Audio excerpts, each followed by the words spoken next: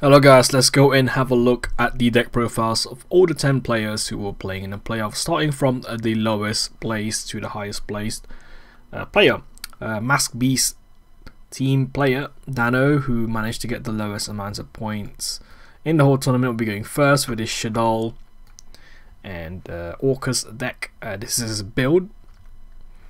Some games you didn't even see the Shaddolls actually, but it looks like a pretty solid build. No traps at all, and it's just spells and stuff like that. You saw in one of the games he was facing against that beast and he had like 3 spells, and the other game he was playing with his dual disc, the first one, and he had 2 allures and then he drew into another allure from blind alluring. 2 of them worked out though for him. One of them he had to basically mill the top 2 of his deck.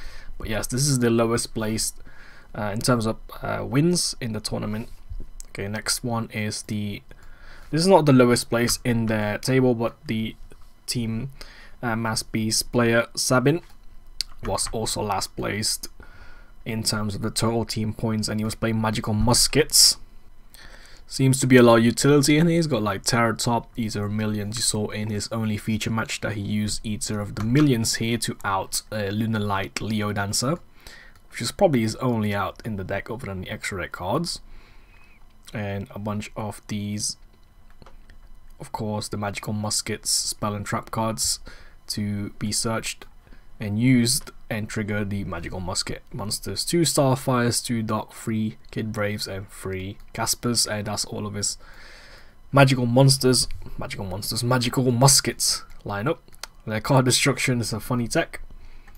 I believe he used that in his Dinomist matchup after the opponent dropped Droll, and that means that he sets everything and then he just uses card destruction, and your opponent just loses the whole hand because they can't draw from the effect of Troll.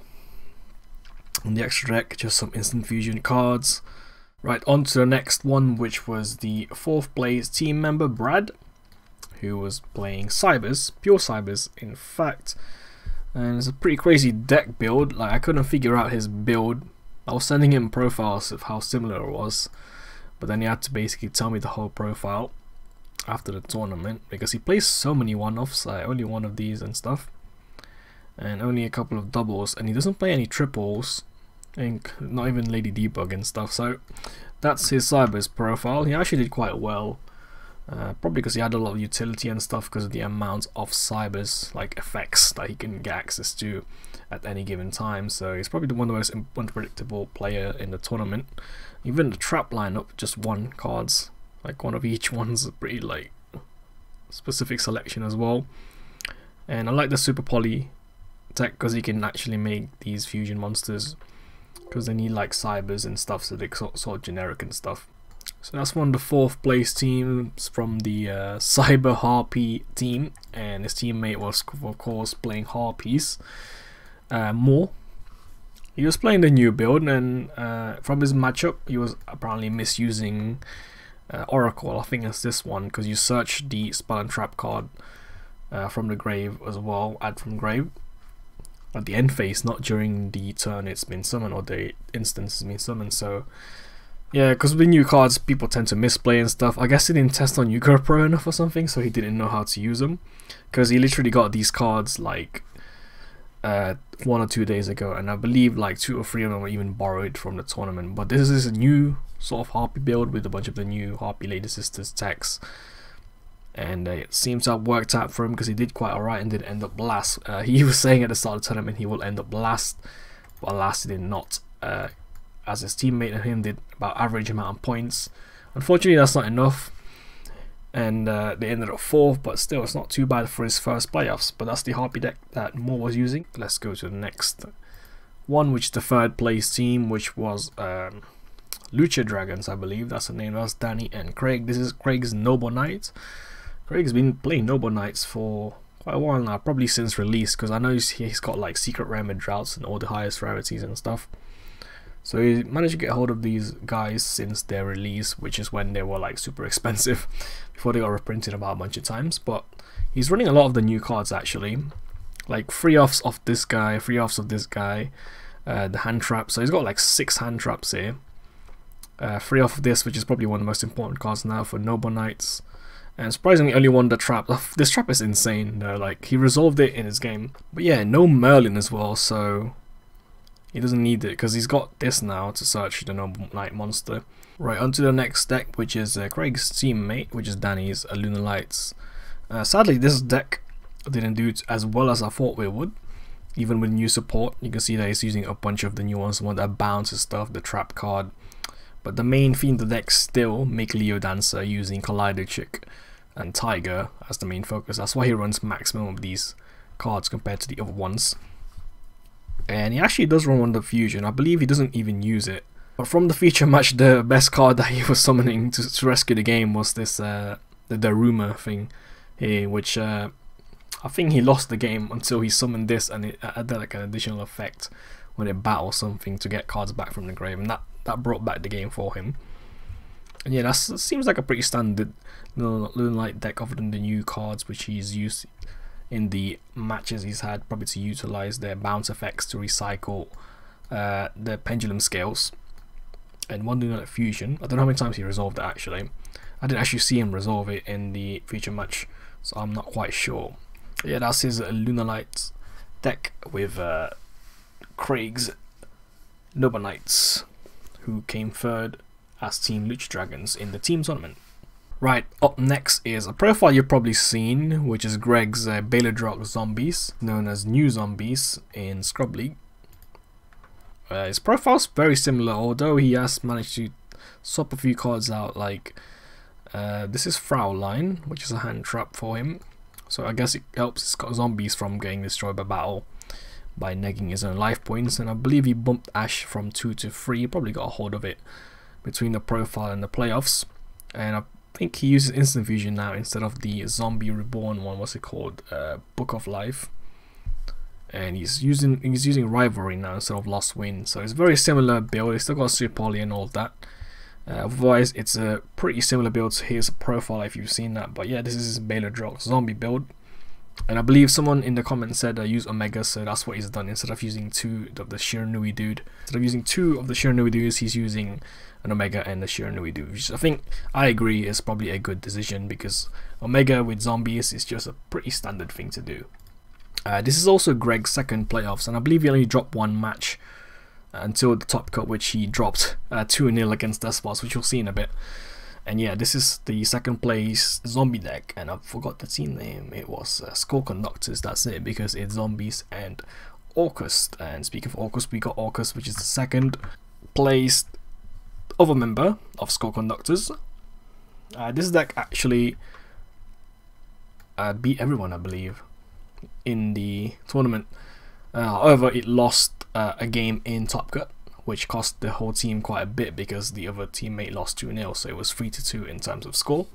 But this is Scott's pure Orcust build, and yeah, nothing else much to say. This deck's gonna be probably, when it gets the new support, I think the set after the set we're getting this week, this deck might even be meta in TCG, or you can just do topologic locks, and we still have Summon Sorceress in our format, which it utilizes to, with like 2 cards I believe, to do that combo. And Scott does it quite a lot in a lot of his games, although he was unfortunate in the second game in Top Cut against Anonymous because the strike stopped that turn. But yeah, that's his Orcust. Right, on to the winning decks. This is Julian, who wins Scrub League for the first time as a team member of Team Garbage. They couldn't think of a team name, that's probably why they called it Team Garbage. But they did win the tournament, so they're gonna have to use that name. They have to say their team name forever whenever they mention that they've won. But yeah, this is the DESKBOT deck he's been using to wreck everyone in the Scrub League playoffs. He beat the zombie deck that you saw earlier 2-0 with this in the Top Cut, which is a lot of pressure and stuff during that game, so it's well done to him for doing that. And I believe you can summon Infinity on that beast, so I guess zombies don't really stand a chance against those certain monsters in some situations. I didn't see the game, but that's what they said happened, like he was locked off in that beast or something like that, or an Infinity in one of the 2 games. Now what I like about this is the instant fusion. and he's got 5 targets for instant fusion, so there's so many stuff that he can go into with just like a 2-card combo, especially even if he has like a 2-card combo of the Mac Dupe plus 03 or 02, because he can pendulum summon by searching the scales depending on what's in his hand, or he can get additional normal summon and stuff if he has the guitars and spec mics, and then of course you can make infinity with that because it's a level 5 machine monster along with the 05. So there's so many stuff that you can do, a lot of axes and stuff. Triple chalice, triple twin twisters, so you can see here that he just goes for the OTK and stuff, of course limited removal, and 1 Despot base, probably because when he breaks he can shuffle back the Despots.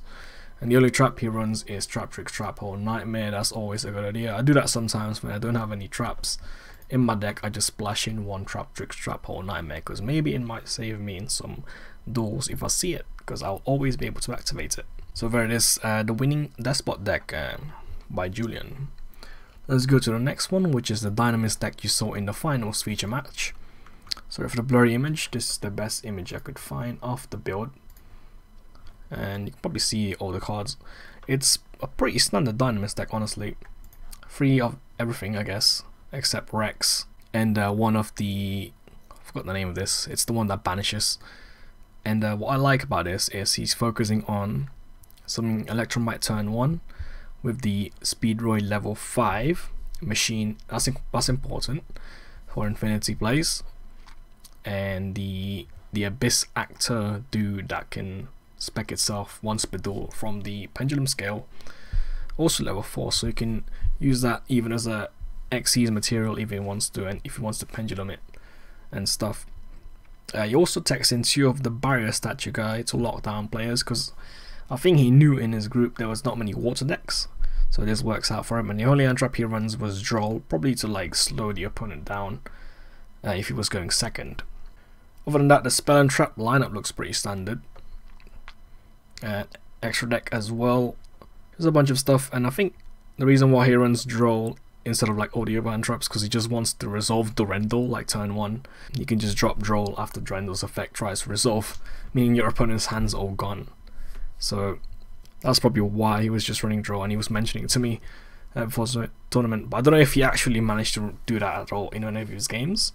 It's possible, but I don't know if it's possible in such a high pressure situation. Don't know if he was cheeky enough to do that, but yeah, that's his build, and that is one of the winners as well. Also, that's his first playoffs, and he's managed to win in his first play, so congrats to Kieran as well.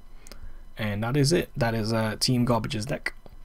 That's all the deck profiles. So yeah, see you next season.